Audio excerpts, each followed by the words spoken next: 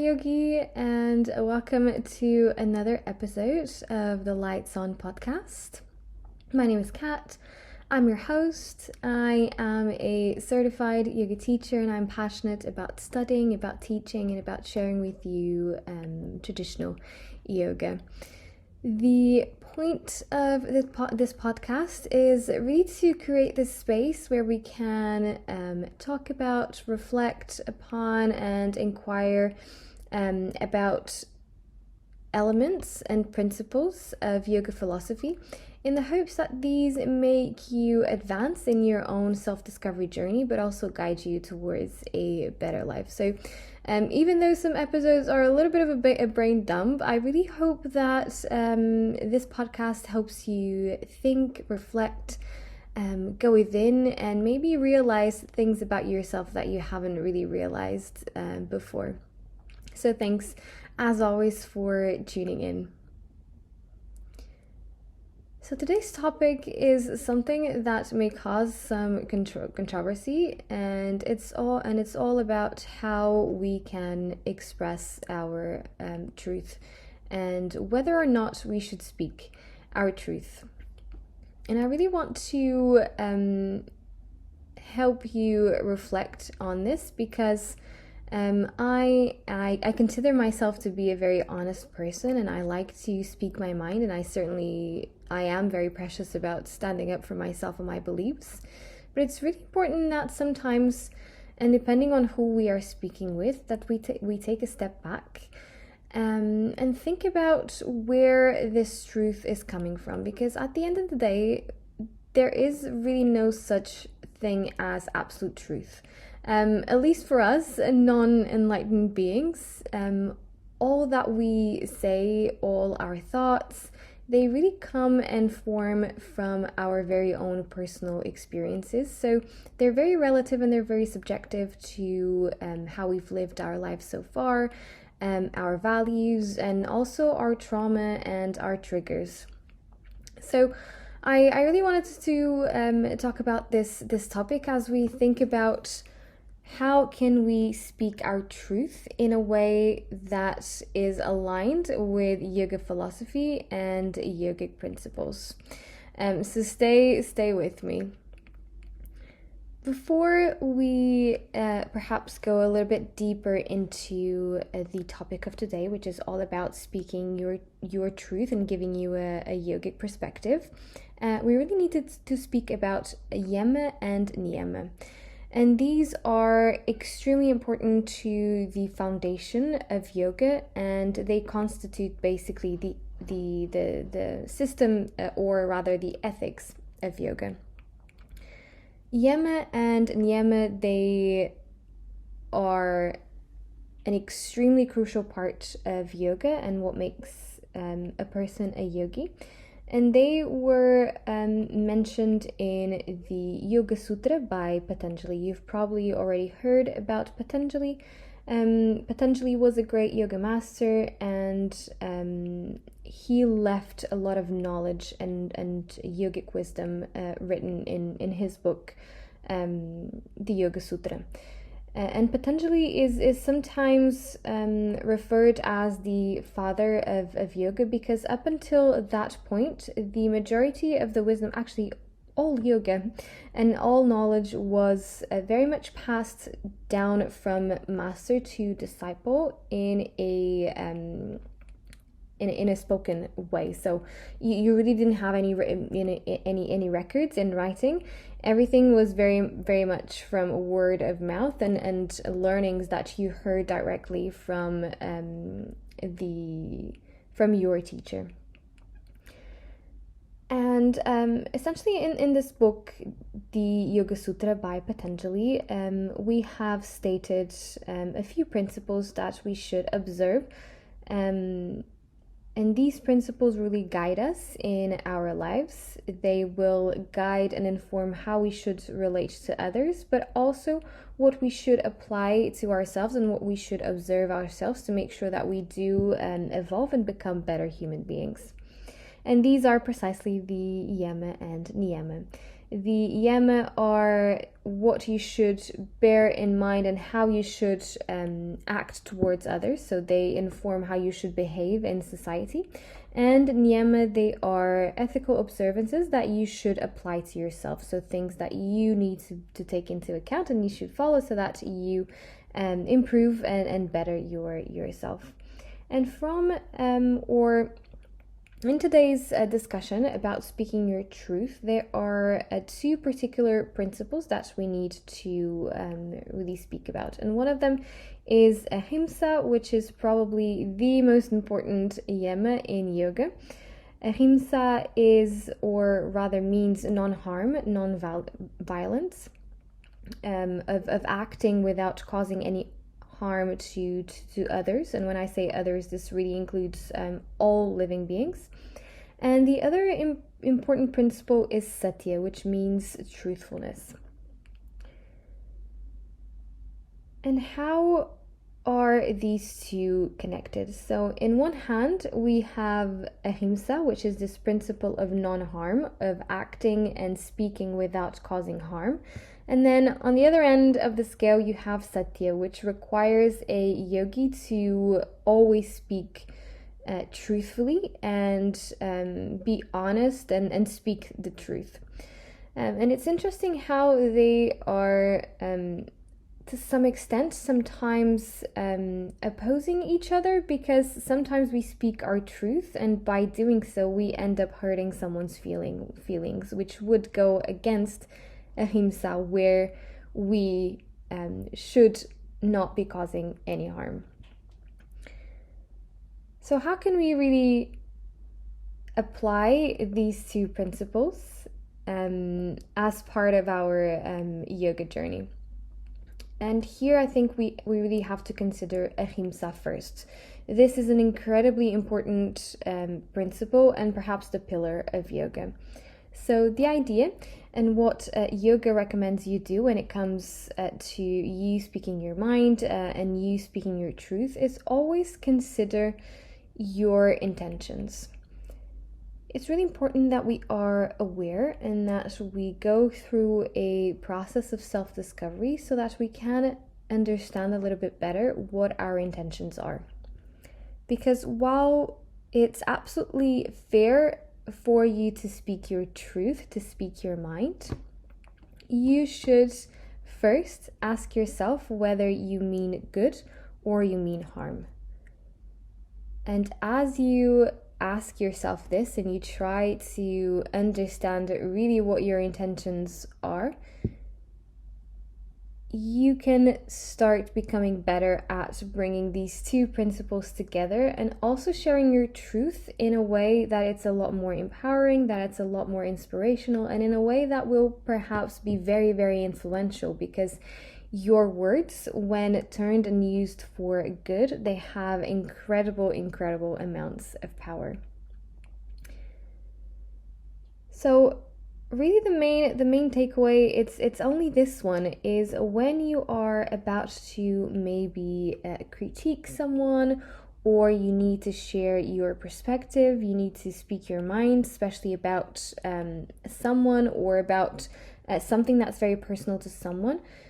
Think about where those words are coming from. Are they from a place of love, of genuine care? Or is there maybe something there that may be clouding your perspective and that may be clouding your judgment? If you do that every time before you speak your truth, you can then know that once you've spoken, once you share your ideas, they're pure. And you are obviously following and respecting Satya, truthfulness, but at the same time Ahimsā, because even though that person may be taking your words wrong, you know yourself that you spoke them with only care and only love in your heart, and therefore you are also practicing Ahimsā. So One thing I also wanted to talk about here has to do with this latest point about whether a person may be taking your words wrong. And that is really none of your responsibility. As I've mentioned, there is no such thing as absolute truth. So even things that are true to you, they may not be for someone else, and that's absolutely fair because again, we all grew up differently. We all interact with the world in very different ways. So it doesn't matter so much how a person takes your words because that will be dependent on their own perspective and on their own sort of self-work and where they are in their self-development journey. It relies a lot more on whether on where those words come from. So again, think about how you are speaking those words and really what motivated you to speak those words. And if those words again came from a place of good, a place of purity, and there was nothing there to really cloud your judgment, then it doesn't really matter how the other person reacts. You will know that you are at peace with your truth and with the words that you spoken. I will say though that when you really communicate with kindness, with love, and when your intentions are pure, people will generally receive this information in a much more positive way. That some people you'll notice that they'll react and they'll be a little bit defensive. But generally you see that the response around you will be a lot more positive, because at the end of the day, conversations, the sharing of ideas and communication is about of an exchange of energy, right? And when the energy is good, when the energy is pure, when you're practicing Ahimsā by considering the intention of your words, the intention of your actions, and you're being very clear on not wanting to cause harm, then your message will be understood, and the person receiving that information will be certainly a lot more positive and welcoming about it. So yeah, here it is, just some food for thought, that maybe when you need to communicate your ideas, maybe when you need to speak your mind, consider where this is coming from and take a look at your own heart. I think this is a beautiful thing to do, and certainly help us. It helps us become better people, of course, but I think it gives us a new level of power again, because we are energetic beings, and when the energy is good, the vibration is high, then what we're able to accomplish, not just through our words but through our actions, is incredibly more powerful. So just wanted to leave you today with this thought about speaking your truth. And when you do so, consider the intention of your words, consider whether you are speaking from the heart and your intentions are pure. Let's finish this podcast as usual with a guided meditation to help you reflect and integrate this knowledge.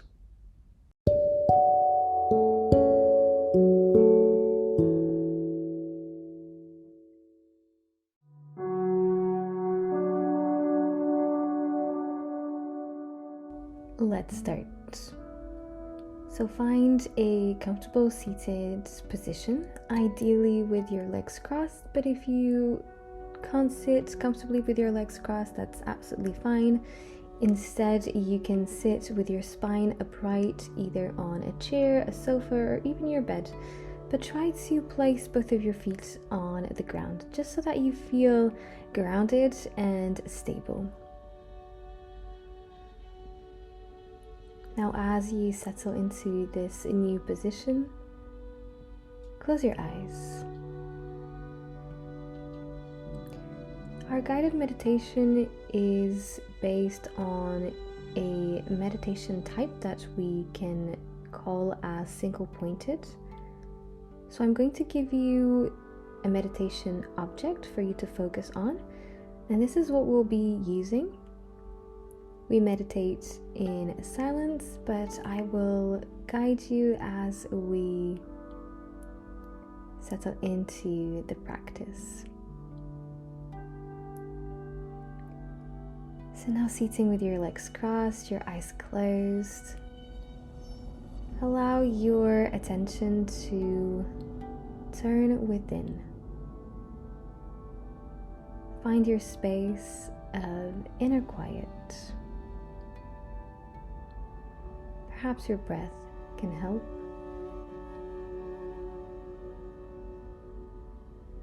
And as your mind slows down, your thoughts quieten. You can visualize yourself sitting on the top of a hill, looking into the horizon. You see the sun rising, the first rays of sunshine lighting up the sky. You're mesmerized by the sunrise and focus completely on it. This sunrise will be our meditation technique. So with your eyes closed, visualize the sunrise in the space between your eyebrows. Maintain your concentration here.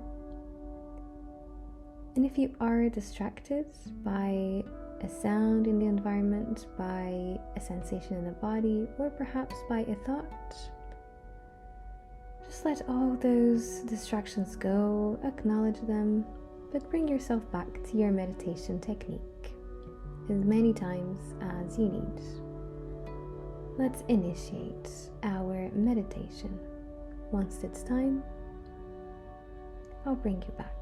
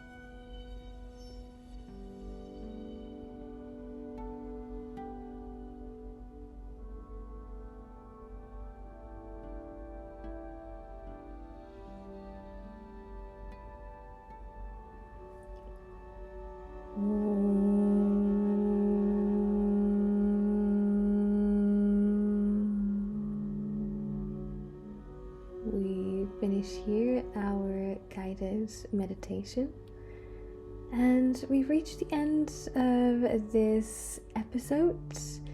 If you've been enjoying the podcast so far, well, first of all, thank you so much for listening. And consider leaving a review following this show so you don't miss an episode.